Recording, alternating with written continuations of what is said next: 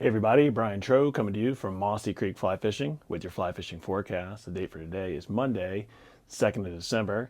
Hope everybody had a great holiday, Thanksgiving this past week, and got a little bit of time to get outside and perhaps get on the water. For those of you who are looking to get out over the next week, you're going to have some pretty cold, wintry conditions to kind of contend with. So, looks like at least for the next 4, 5, 6 days, we're going to have daytime highs in the 30s, nighttime lows in the teens. That's for here in the valley. It's going to be even colder if you're up higher in the mountains, and it's going to be even colder if you're heading west over into West Virginia. So bundle up, try and protect those fingers. That's the hardest thing to do. Stay dry and get out there and chip away. It's a great time of year to go fishing. There's not a lot of people on the water. A lot of folks are hunting and or doing inside activities, so you can really have big pieces of water all to yourself. State really didn't stock a whole lot last week because of the holidays. So you can go and check out their entire schedule for the past month or two and find some spots that you may like to go. Delayed harvests are always a good option this time of year. So be on the lookout for that. So I'm going to talk a little bit about some winter fishing techniques since it's going to get cold. I've mentioned this in the past. Stream thermometer is critical.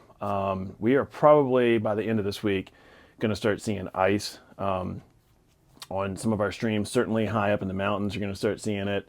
Slow water stretches freeze first. Shallow water freezes first.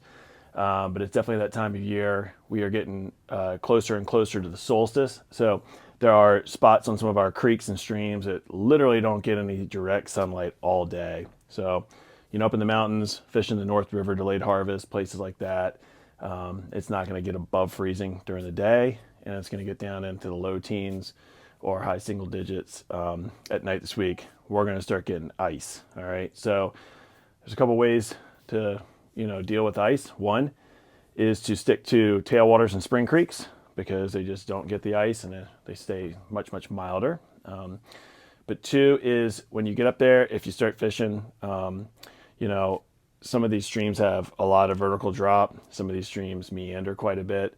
So again, you're going to be looking for spots that get more sunshine. You're going to be fishing them in the warmer hours of the day and then just fish really, really slow. I talked last week about nymphs and gritting the water and being at the right depth. All those things are really important. Get a lot of questions this time of year about dry fly fishing. Can I do any? Do fish even eat on the surface? The answer is yes, particularly brook trout, because they are so opportunistic.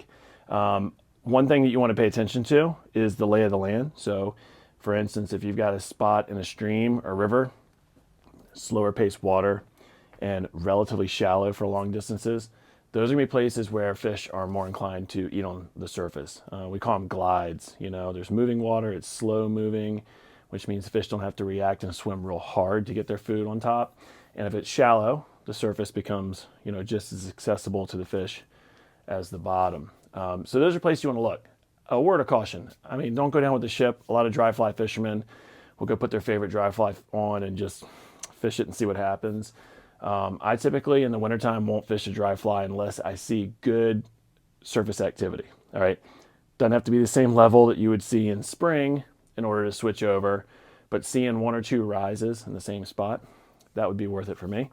Wintertime dry flies that I always have with me, always have a Griffith's net in my box, always have a couple midges, and then definitely have the blue wing olive, which hatches all year. So outside right now, it's in the low 40s and it's overcast. Overcast, calm days are the best days for catching fish on the surface in the winter.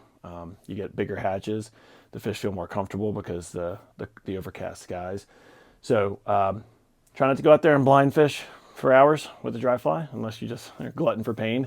But there's definitely some good dry fly fishing to be done this time of year. On the spring creeks down here in the valley floor, Buffalo Creek, Mossy Creek, all these streams, they're fishing pretty well.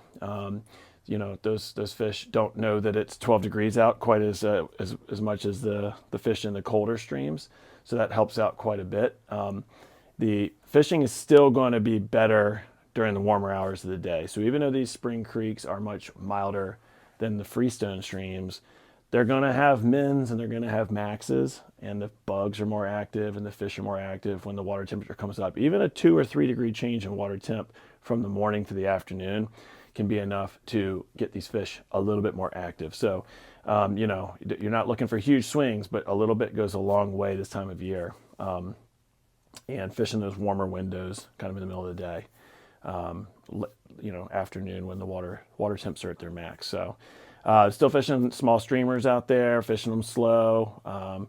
We're still fishing nymphs. You know, the moss beds are dying back quite a bit, so you can run those lanes and run those channels a little bit easier than before. So the other type of fishing we've been doing right now is musky fishing. The guys are out in the water again today chasing musky. You know, a lot of people think of musky when they think of wintertime fishing. They still like water a little bit warmer. Okay, so not a lot of fish love 33 degree water. Actually, no fish does. All right, some are a little bit more active in it than others, but no fish loves 33 degree water. So I don't know what we're going to see as far as water temps go on the Shenandoah and the James by the end of the week, but certainly they're going to be getting closer and closer to the low 30s. So we'll kind of keep you on top of that. Our guys are out musky fishing almost every single day. So if we start seeing ice on those slow pools, particularly in the edges growing, we'll let you all know about that because that can be a deal breaker. We don't want folks driving 2 hours from Richmond or 2 hours from DC only to find that the river is covered in ice. You can't get a boat on it. So we'll let you know if that happens. But until then, the water is crystal clear. So a lot of folks think that muskie don't spook. And it's true, they are less spooky than fish that are further down the food chain than they are. But they will spook, and they spook by just not eating, or they spook by following up to the boat and then just kind of like, you know, veering off. Great time of year to spot and locate fish. If you're trying to cover large amounts of water and you want to know where you need to spend your time and where the muskie are stacking up, you can do it right now. You can get on the river. There's no leaf litter anymore. And the water is just absolutely crystal clear. You can see there's spots that are 20, 25 feet deep. You can literally see the bottom. You can see the fish down the bottom. So still can catch them, a little bit tougher when it's conditions like this. But as far as learning where those fish are, learning their habits, and most importantly, learning where to spend your time fishing for these muskie, because they can really spread out and you can be wasting a lot of time. This is a really good time of year to get out there and do it. And again, you'll have huge stretches of river all to yourself, which is nice. So if you're looking to get out this week, focus on warmer water, focus on spring creeks, focus on spring influence streams, tailwaters like the Jackson. Focus on your warmer hours of the day, and or go give musky fishing a shot. If you got a canoe or a kayak or a raft and have to be able to get around, great time to go out and fact find and have a shot at one, but really go find them, put eyes on them, and figure out where they are and what they want to chase and what they don't want to chase. So we've got a lot of things going on at the shop here. For those of you who've been shopping with us for years and years, you're probably already aware of this, but we have our gift card sale, which we only do one time a year, and it'll end tonight, Cyber Monday, at midnight. So try and take advantage of that because you can use that throughout the year on anything that we sell. Also, kind of a local favorite once a year, we have a cool little get together here at the store. Nothing big, but it's a lot of fun, especially for the folks that don't live too far away and come in and shop with us in person. On Thursday of this week, we will have our little smoking hot sales event. We make little smokies, which are the delicious little pigs in a blanket, and we'll have mulled cider, and we'll have adult beverages, and we will have a nice sale for in-store items for anybody that's here. So get your Christmas shopping started and or done early. Shop for yourself, get a good break, get some food, get some drinks, and come hang out with the guys here at the shop. That's going to be this Thursday from 6 to 8 o'clock. So I hope to see some of you all here for that. That's always a good time. So anyway, be on the lookout for more deals as we go into the holidays. The store is super well stocked. We have tons of gift items this year.